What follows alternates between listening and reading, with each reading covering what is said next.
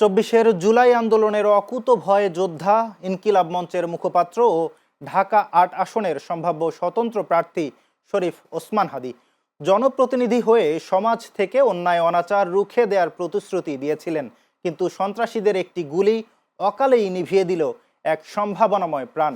দেশি বিদেশি হাসপাতালে মৃত্যুর সঙ্গে টানা ৭ দিনের লড়াই শেষে দেশে ফিরলেন নিথর দেহে। লাল সবুজের কফিনে মুড়িয়ে দেশে ফিরেছেন ওসমান হাদী। তার প্রতিশ্রুতি অসমাপ্ত, তবে তিনি দেশবাসীর জন্য রেখে গেলেন অদম্য সাহস, প্রতিবাদ ও বিদ্রোহ।